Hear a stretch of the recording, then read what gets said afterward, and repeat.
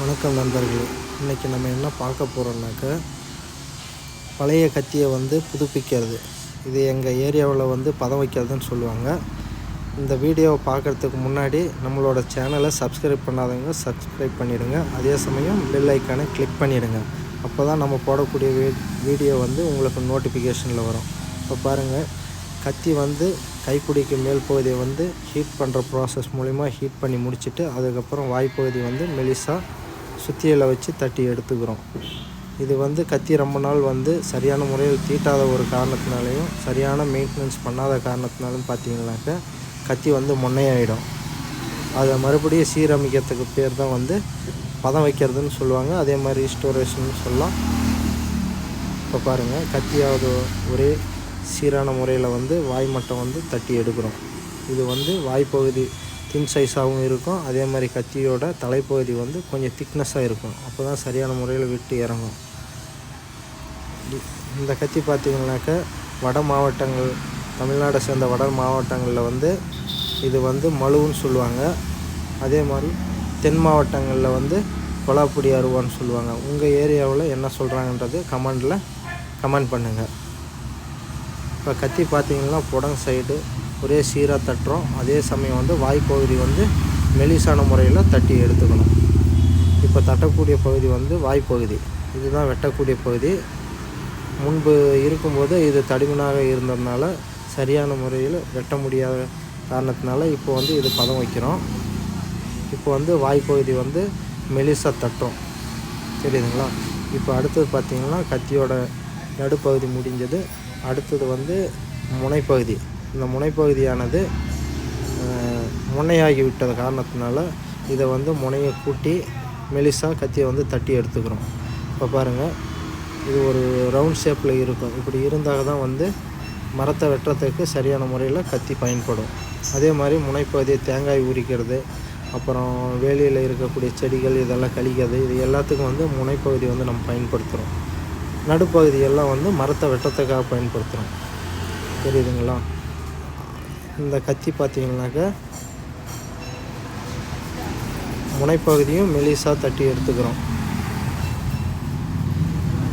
அதே மாதிரி மேல் பகுதி சமமாக இருக்கிற அளவுக்கு நம்ம ஃபினிஷிங் பண்ணிக்கிறோம். கத்தியில் இருக்கிற பெண்டு இது எல்லாமே தட்டி எடுத்துக்கிறோம்.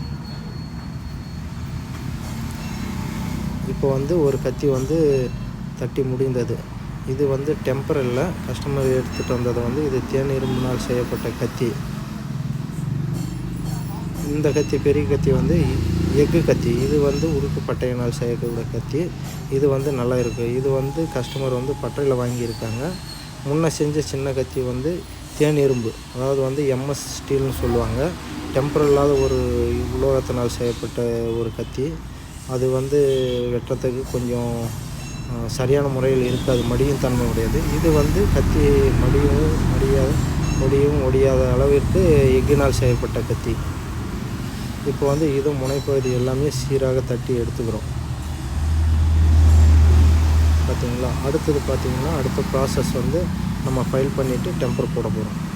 இப்போ கத்தியில் இருக்கிற பெண்டு இதெல்லாம் கரெக்டாக தட்டி எடுக்கிறோம். வாய்ப்பகுதி தின் சைஸ் இருக்கிற மாதிரி நைஸாக தட்டிக்கிறோம். இப்போதைக்கு இதில் இருக்கிற பெண்டு அதையும் சரி செய்யப்பட்டது.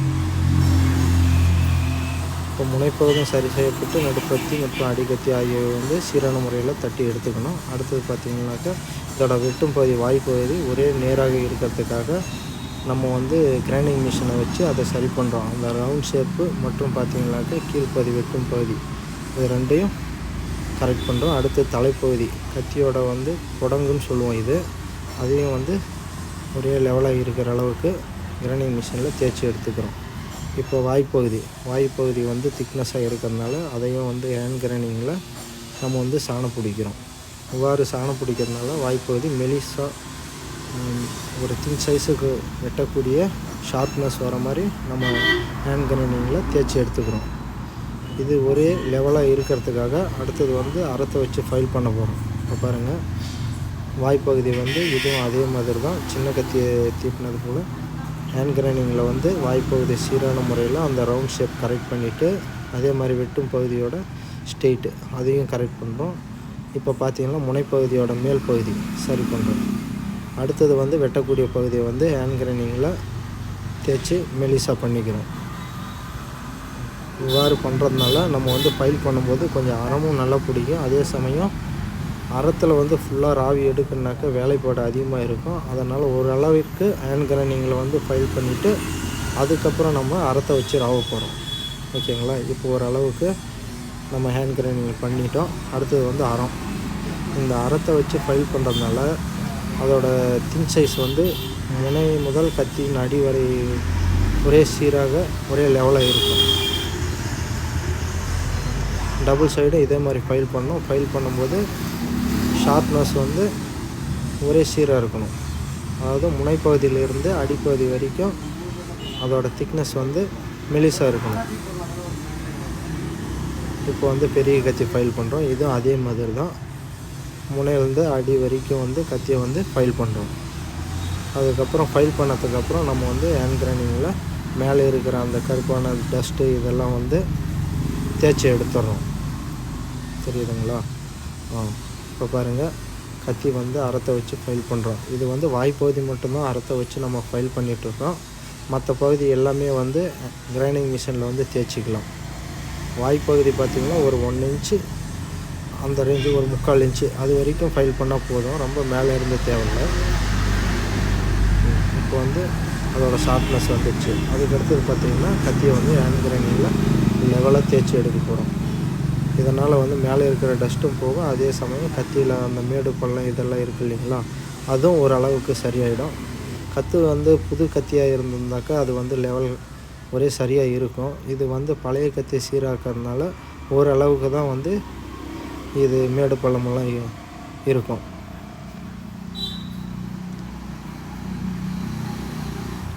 ஓகேங்களா? இப்போ வந்து கைப்பிடியும் வந்து மேலே இருக்கிற டஸ்ட்டு எல்லாமே தேய்க்கிறோம். தேய்ச்சி முடிச்சதும் அந்த கத்தி பெரிய கத்தியும் அதே மாதிரி வந்து நம்ம மேலே இருக்கிற டஸ்ட்டு ஃபுல்லாக தேய்ச்சி எடுக்கிறோம். அதே சமயம் மேலே இருக்கிற ஒரு சில மேடான பகுதி இது எல்லாமே லெவலில் ஃபைல் பண்ணி எடுத்துக்கிறோம். இந்த ப்ராசஸ் முடிஞ்சதுக்கப்புறம் தான் நம்ம வந்து கத்தி வந்து பதம் வைக்க போகிறோம். இப்போ வந்து தலைப்பகுதி குடங்கு. எப்பயுமே வந்து ஒரு கத்தியை வந்து வாங்கும்போது கத்தியோட வெட்டும் பகுதி வந்து மெலிசாக இருக்கணும். அதே மாதிரி கத்தியோட மேல் பகுதி தலைப்பகுதின்னு சொல்கிறது வந்து அடிக்கத்தி முதல் கைப்பிடி முதல் முனி வரை அந்த கத்தியோட நுனி இருக்கு இல்லைங்களா, அது வரைக்கும் திக்னஸ்ஸு ஒரே சீராக இருக்கணும். சில கத்தியெல்லாம் வந்து கத்தி அடிப்பகுதி திடமாக இருக்கும், அதே மாதிரி முனைப்பகுதி வந்து மெலிசாக இருக்கும். அந்த மாதிரி இருக்கக்கூடாது. வெட்டு அது சரியாக இறங்காது. இந்த மாதிரி தலைப்பகுதி கனமாக இருந்தால் மட்டும்தான் வெட்டு இறங்கும். இப்போ வந்து கத்தியை வந்து டெம்பர் பண்ணுற ப்ராசஸ் பண்ணிகிட்ருக்கோம். கத்தி ஹீட் பண்ணியாச்சு வாய்ப்பகுதி மட்டும். இப்போ வந்து தண்ணியை வச்சு ஃபஸ்ட்டு நம்ம தண்ணி விட்றோம் இல்லைங்களா, அது ஃபுல்லாக பார்த்திங்கன்னா ஓவர் டெம்பர் இருக்கும். ஓவர் டெம்பர்னால் கண்ணாடி அளவுக்கு டெம்பர் இருக்கும். தட்டினாவே வந்து கத்தி உடையக்கூடிய ஒரு அளவுக்கு இருக்கும். மறுபடியும் அது லைட்டாக ஹீட்டில் வந்து அதோட கலர் வந்து சேஞ்ச் ஆகும். அப்போ பார்த்திங்கன்னா அதோட டெம்பர் மறுபடியும் குறையும். இப்போ வந்து மறுபடியும் தண்ணி விட்றதுனால அதோட டெம்பர் வந்து ஒடிவும் மடிவும் செய்யாத ஓரளவுக்கு வந்து நார்மலான ஒரு லெவலுக்கு வந்துடும். இந்த லெவலுக்கு வந்ததுனால தான் கத்தி வெட்டும்போது அது ஒடியக்கூடிய தன்மையும் மடியக்கூடிய தன்மையும் இல்லாமல் இருக்கும். நமக்கு ஷார்ப்னஸ் ஆகும். இது வந்து இரும்பு கத்தி, அதனால் ஒரே டெம்பர் தண்ணியில் அப்படியே ஃபுல்லாக முக்க வேண்டியது தான். இந்த பதத்துக்கு வந்து கேரண்டி கொடுக்க முடியாது இரும்பு கத்திக்கு. எஃகு கத்திக்கு வந்து கேரண்டி கொடுக்கலாம். இது இரும்பு சந்தையில் வாங்குறாங்க இல்லைங்களா, அந்த கத்தி. பொதுவாக கத்தியை வந்து எங்கேனாலையும் வாங்குங்க, கத்தி எக்கான்னு கேட்டு வாங்குங்க. எக்குன்னு சொன்னாங்கனாக்கா கேரண்டி தரீங்களா கத்திக்கு, ஒடிஞ்சால் மடிஞ்சால் ரிட்டர்ன் கொடுத்துருவோன்னு சொல்லுங்கள். ஓகேன்னு சொன்னாங்கன்னா தாராளமாக கத்தி வாங்க. அதே இரும்பு கத்தி வந்து ரேட்டு கம்மின்னு சொல்லிவிட்டு வாங்கிடுறாங்க. அந்த மிஸ்டேக் பண்ணாதீங்க. கொஞ்சம் அமௌண்ட்டு வந்து எஃகு கத்தி கூடுதலாக தான் இருக்கும். என்னன்னாக்கா பொருள் தரமானது, அதனால் பணம் கொஞ்சம் எக்ஸ்ட்ரா ஆனாலையும் எஃகு கத்தியை கேட்டு வாங்குங்க. இப்போ பாருங்கள், இப்போ வந்து நம்ம வந்து அந்த கத்தி வேலை முடிஞ்சதும் அதுக்கு மேலே இருக்கிற டஸ்ட்டு எல்லாமே ரிமூவ் பண்ணிட்டோம். ரிமூவ் பண்ணிவிட்டு கத்தி ப்ராசஸ் ஆனது முடிஞ்சது. ஓகேங்களா? நம்ம சேனலை பார்த்ததுக்கு நன்றி. அதே சமயம் நம்ம சேனலை சப்ஸ்கிரைப் பண்ணிவிட்டு பெல் ஐக்கானை கிளிக் பண்ணுங்கள். Thank you friends.